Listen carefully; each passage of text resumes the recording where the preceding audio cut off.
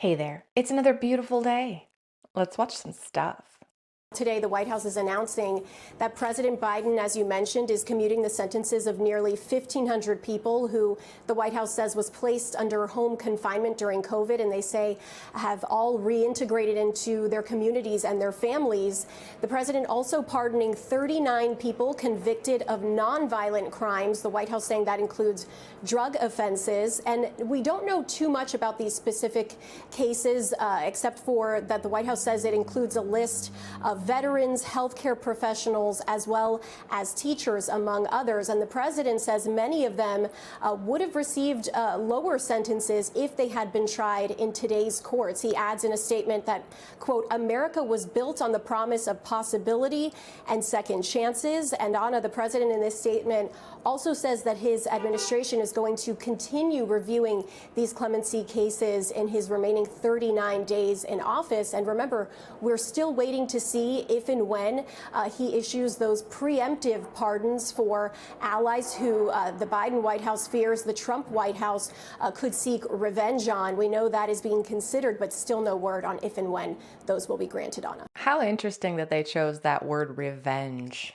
I don't see them seeking revenge. I see them seeking, justice. If you did something that was illegal, you're going to get in trouble. That's basically how it is. But as far as him pardoning or commuting the sentences of 1,500 individuals, I mean, it's not unusual, but it is like a record high. The last highest one was Obama, who commuted like 500 sentences.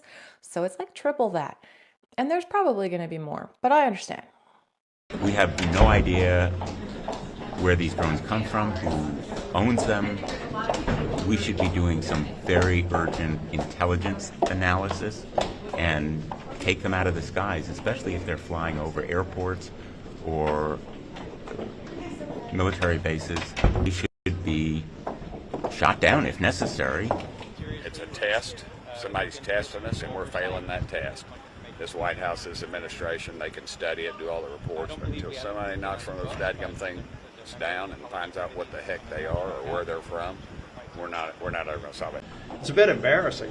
I think the real issue is let's assume that this is innocuous, but look how vulnerable it presents us. I've been a little frustrated. There hasn't been enough transparency, letting people know what's happening. It's allowing a lot of potentially misinformation to spread, or at least fear. We should know what's going on over our sky. The government totally knows. They know what's going on. Otherwise, they would be shooting them down. And like they said, it makes us look vulnerable because we're doing nothing. And the fact that we're doing nothing lets whoever's flying those around know, hey, we can do this. And it lets everybody else know that they can just send over drones and we're not going to do anything about it.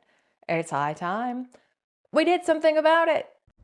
So they think you're stupid, and they think the American people are idiots because you're not going to say you don't know whose drones these are, but confirm that they are non-threatening.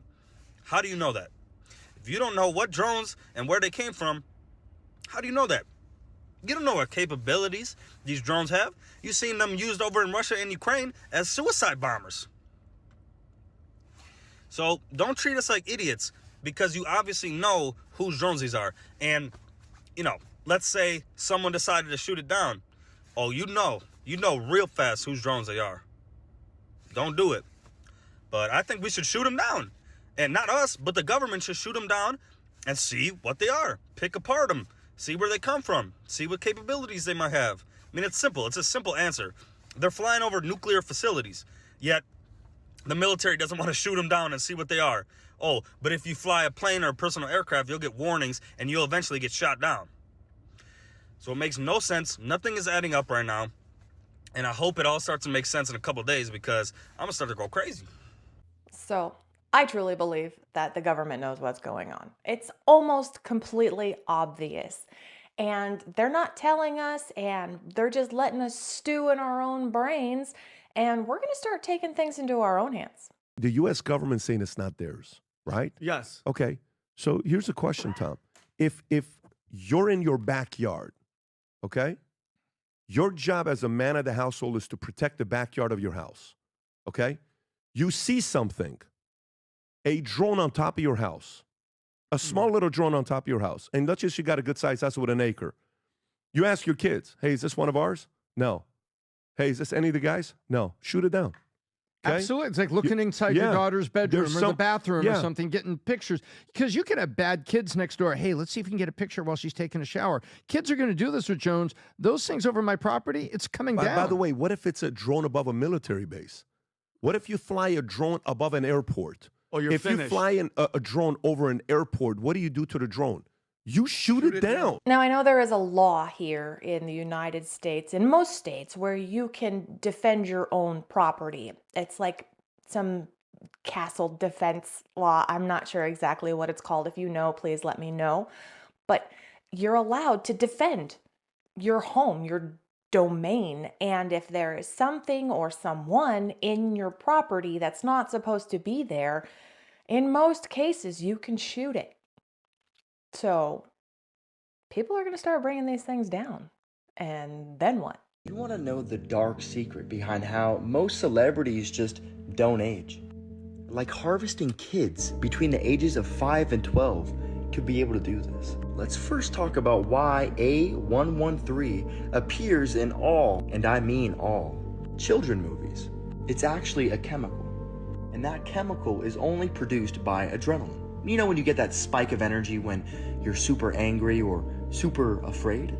Super afraid, huh? Like in Monsters, Inc. when they can only survive by scaring little kids and getting that juice. And if you do some deep digging, you'll find the production of raw per detention center, in which they list all of the names, the birthdays, and how much they produced. We collectively have to wake up and make change.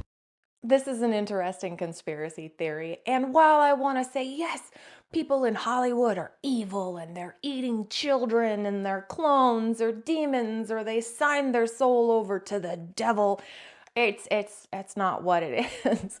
A113 is an Easter egg from students that were at the California Institute of the Arts, and they were in a specific classroom and they learned all their cartoony tricks and whatnot, and that's why that's in a lot of Pixar movies.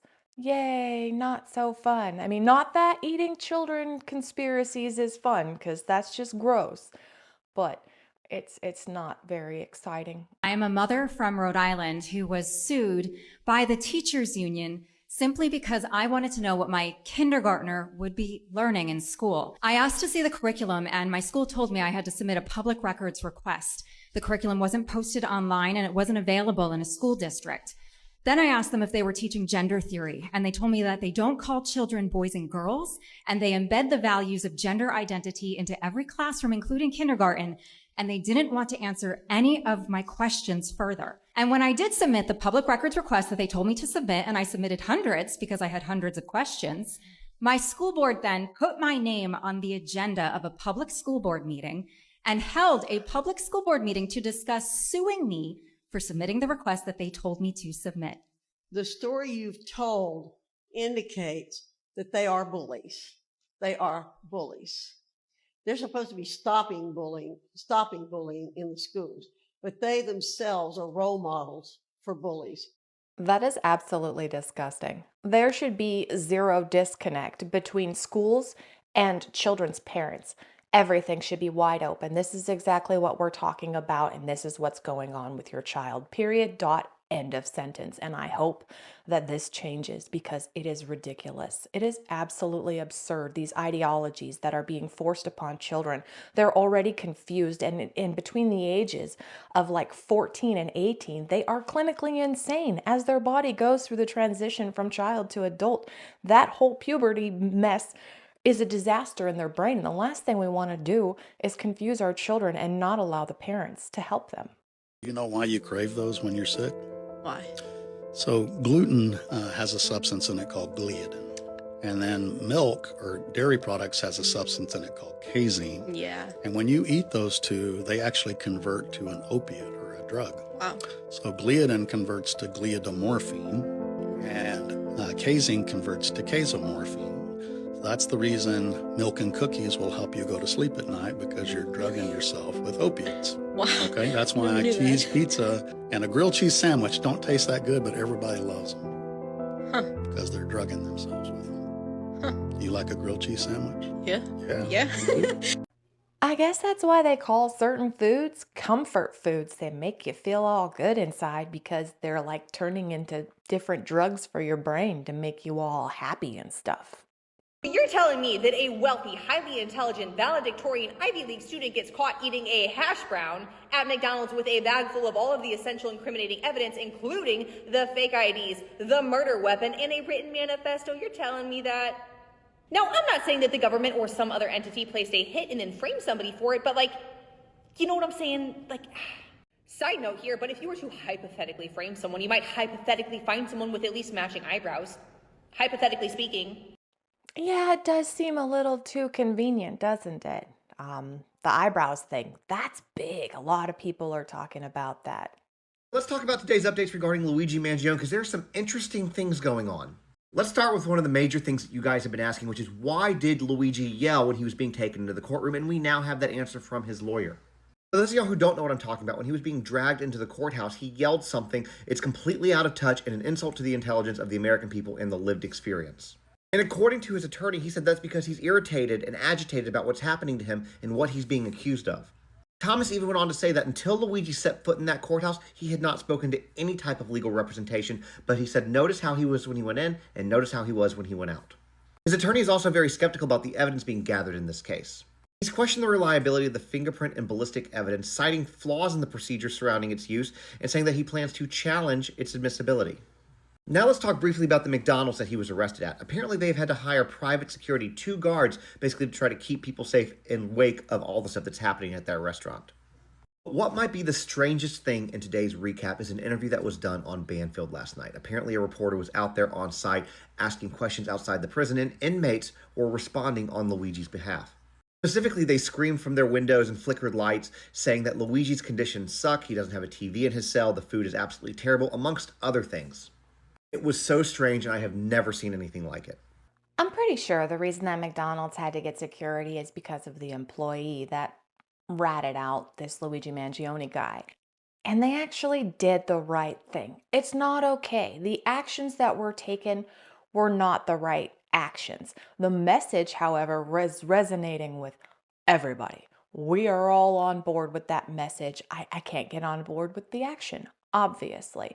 The way this guy is behaving is a little suspicious. So I don't know what to make of it yet. I do find it interesting how the prisoners were yelling from their cells to reporters on the street, the way that this guy is being treated. And just like you, I am very curious to see where this all goes. The world's most hectic conspiracy theory. So there's another theory as to why Kanye interrupted Taylor at the VMAs, and it's that he wanted to protect her. Which, knowing Kanye, doubt it. Because Taylor didn't know yet that you had to thank Beyonce. Why do you have to thank Beyonce? Allow me to explain. She knows. She knows. I'm just going to throw that in. Because Jay-Z's birthday is December 4. Diddy's birthday is November 4. And Beyonce's birthday is September 4. And Jay-Z has an album called 444. So what does that tell you? I don't know. I don't know. And, like, you could create conspiracies out of anything, out of, like, hand movements, numbers. You've got to confidently list things, and then you have to yell. Yeah. See? And circle things in pictures. Yep. Because you know how she knows? How? You know she knows. She knows. She knows. She sounds like Sean, which is the name of Jay-Z and Diddy. Jay-Z is Sean. I have to say, I didn't Carter. know Jay-Z's first name was Sean until you said it earlier. Okay, and P. Diddy is Sean. Combs? Yes, and Beyonce's last name is Knowles. Mm-hmm. Because, sorry. Oh, no. Is it she knows, or is it Sean Knowles? What? Doesn't even make sense. Sean Knowles.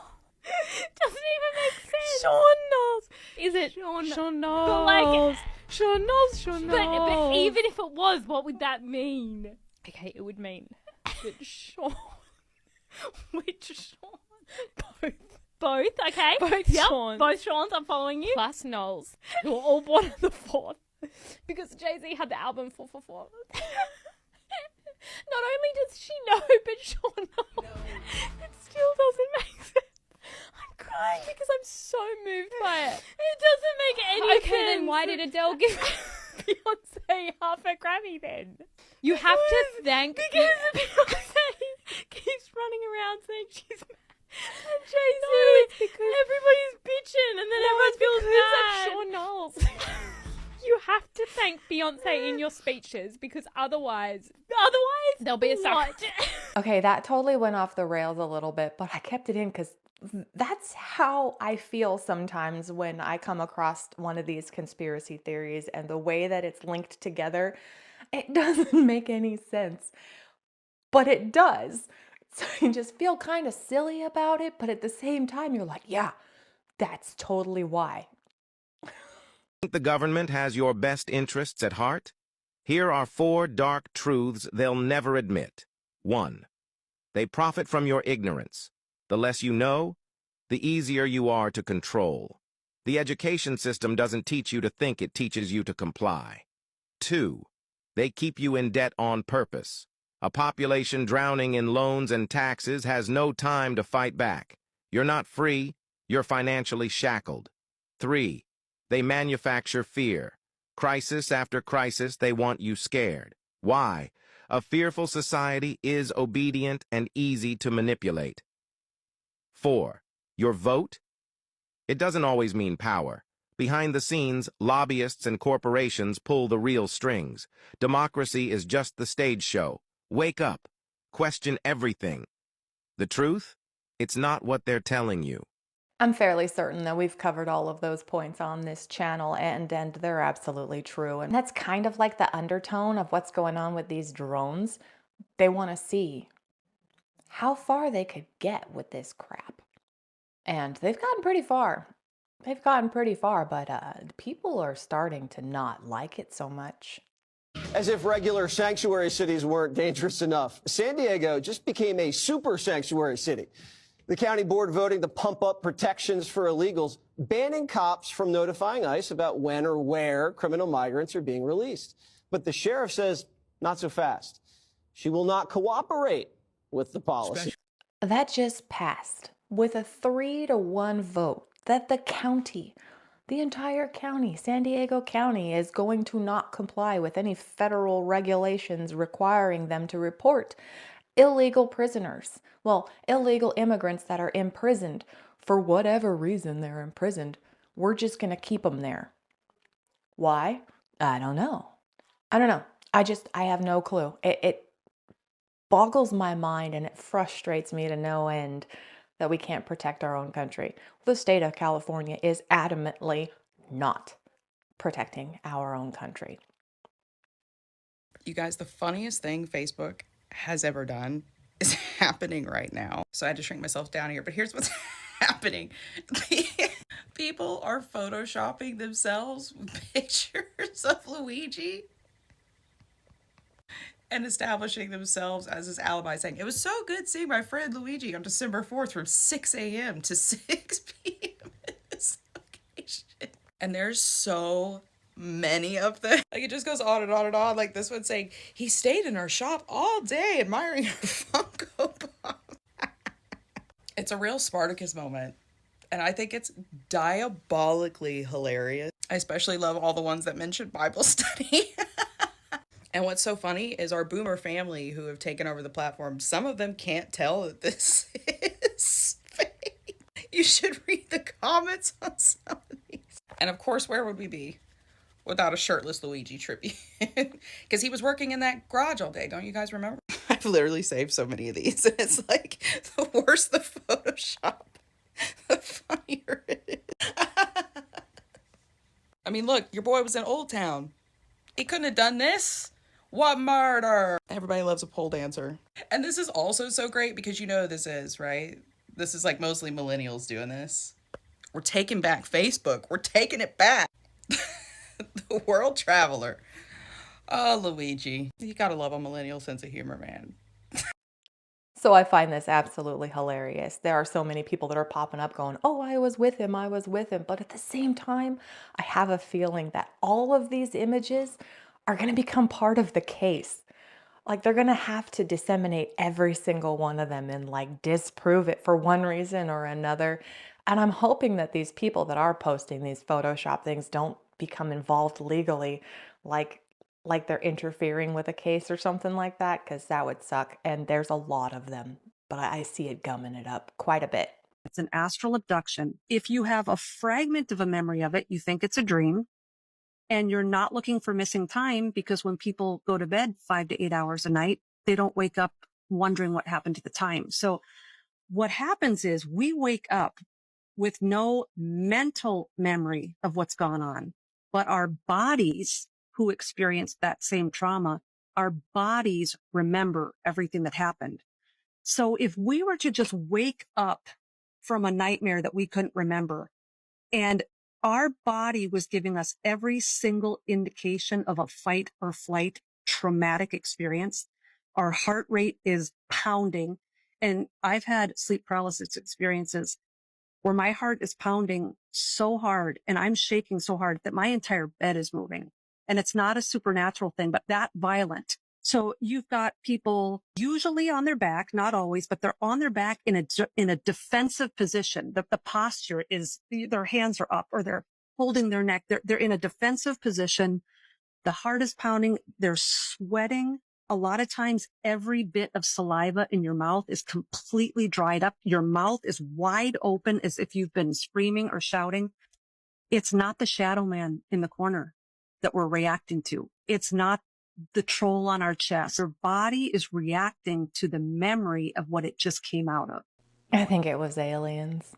I always think it's aliens. I think that's what they do. They take you and then they wipe your brain, but they can't wipe the physical responses that you had during that time. Sometimes it doesn't wipe it completely. But yeah, aliens. I'd like to talk to the females in here for a second about y'all not telling us shit. I had a headache earlier. I went to a gas station. They didn't have any Tylenol. So the lady behind the counter says, take Midol. Does the same thing. I was like, fuck, I got a headache. I'll do whatever I gotta do right now. I don't care. Y'all been hiding Midol from us. That's some bullshit. I feel fucking fantastic. I've peed like 6 times. I've got a huge burst of energy, and I don't have a mother headache anymore. They market this product for females. It's not for females. It's for everybody. If you want to feel glorious about yourself. And I do. Like, I took these pills, and it's like somebody giving you a back rub and making you feel less bloated and just more yourself. Y'all won't ever hear me do that voice again. Guys, I'm telling you, got a headache tomorrow? Get up, go get some Midol. Take it. You'll feel fantastic. I think I gotta pee again. I need to be supervised. Oh no, ladies. Our secret is out. The Midol and Pamprin are no longer women only.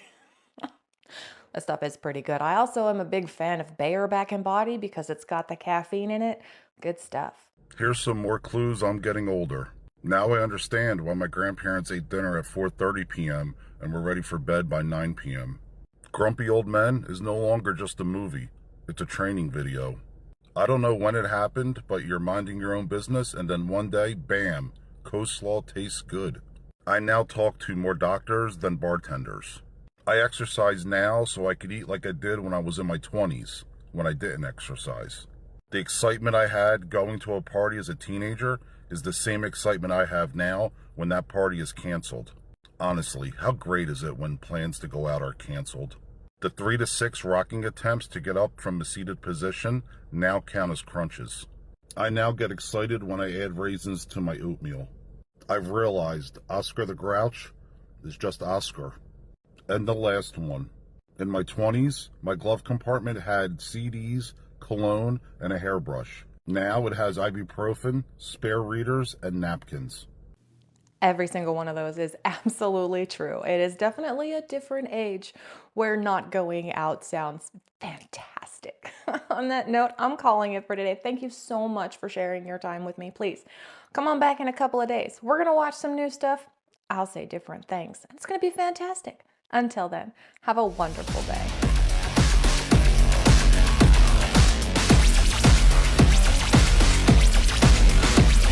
All right, so I'm going to need to know where this particular gas station attendant is because they're not supposed to tell the men's about the Midol. That's a ladies thing. That's not right. Tamprin, too. That stuff is great. Anything that's laced with caffeine, really. It's my favorite drug.